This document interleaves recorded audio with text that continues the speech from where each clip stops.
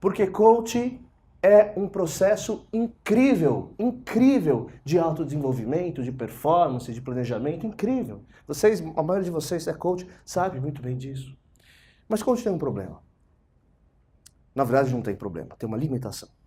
Coaching é um processo crítico, analítico, racional, reflexivo, de tomada de consciência, de planejamento, de decisão. São processos importantes da mente, mas todos eles envolvem um único sistema ou um único aspecto da mente que nós chamamos de consciente. Há um outro aspecto que nós chamamos de subconsciente. E o subconsciente, o tempo todo, orienta a nossa vida, toma decisões por nós e nos leva muitas vezes a ir para um lado em relação às nossas metas e nossos planejamentos que faz com que a gente diga para a gente mesmo: eu me sabotei, eu estou me auto-sabotando. Vocês já disseram isso para vocês alguma vez?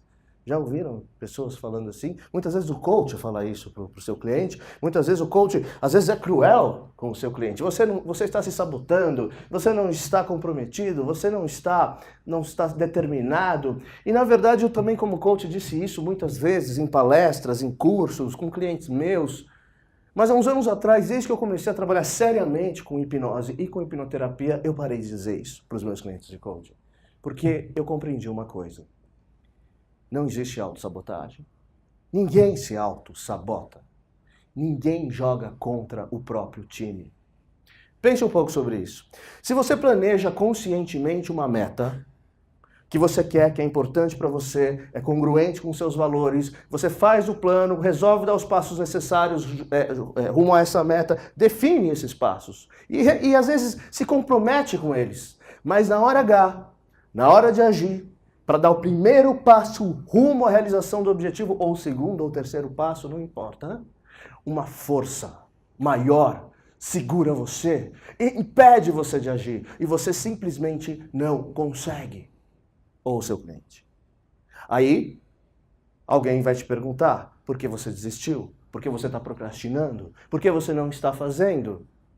E a resposta pode ser algo do tipo, eu não me senti seguro, ou eu tive medo. E muitas vezes ela vem com uma carga emocional, como se ter medo fosse um terrível defeito. Mas medo é o recurso mais importante que a natureza nos deu para nos proteger, para nos salvar. Se eu estou diante de um perigo, o medo me salva. O que é o medo? O medo é a emoção que a natureza nos deu para nos proteger, para nos preservar de qualquer tipo de perigo ou ameaça. Pois bem, essas emoções, como medo, como ansiedade, como angústia, elas não são decisões conscientes. Elas vêm do subconsciente, as emoções estão lá. O subconsciente é aquele nosso lado da mente que a gente poderia chamar de nossa mente instintiva. Se você é muito diferente de outras espécies animais, talvez alguns que você tem em casa, como seu cachorro e com seu gato, porque eles não podem planejar nem se comunicar como você, é porque você tem uma mente consciente muito mais desenvolvida que eles. Mas o seu subconsciente não é muito diferente do subconsciente do seu cachorro e do seu gato. É mais ou menos igual. Eu tenho medo diante de uma ameaça, diante de um perigo, ou eu fujo, ou eu ataco, ou eu congelo. Essa é a reação mais instintiva diante de qualquer coisa.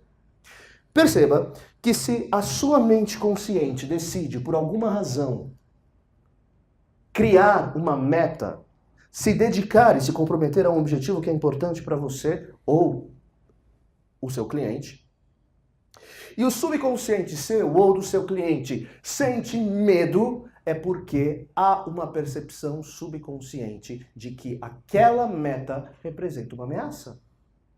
Mesmo que conscientemente não faça sentido nenhum. Como assim uma ameaça? É algo importante para a minha vida. Eu quero crescer, eu quero me desenvolver. É o meu sonho. Mas esse é o seu consciente falando.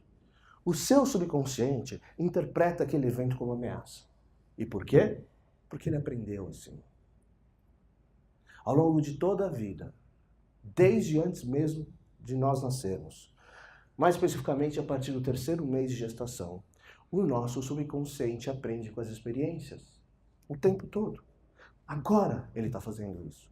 O seu subconsciente ele vai aprendendo com experiências, e uma vez que uma experiência vivida, às vezes na infância, às vezes lá atrás, faz com que o seu subconsciente interprete algum evento ou alguma percepção como uma ameaça, se em algum momento da vida ele se ver diante dessa ameaça, vem medo, vem ansiedade, vem angústia, vem insegurança, porque é entendido como um perigo. Não é um perigo real, é um perigo imaginário.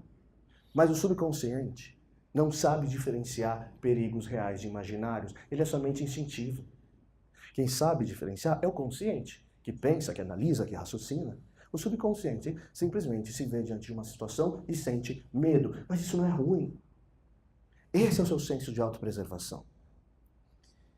É por isso que muitas vezes, quando você se dedica a mudanças utilizando única e exclusivamente a mente consciente, por mais que você esteja bem planejado, às vezes existe uma emoção subconsciente que me impede de realizar. Por quê? Porque o subconsciente sempre vai ganhar essa briga com o consciente. Sempre. O nosso mais profundo instinto humano é o instinto de autopreservação. E essa é a função da nossa mente subconsciente. O que nós fazemos com a hipnose em processos de coaching é ensinar o subconsciente que aquele evento entendido como um perigo não é um perigo real, é um perigo imaginário. E a partir dessa nova percepção, criar novos mindsets, novas formas de ver isso. Para isso, nós usamos a hipnose. A gente acredita que para ter mudanças como um todo, a gente precisa mudar considerando a parte da mente que faz escolhas.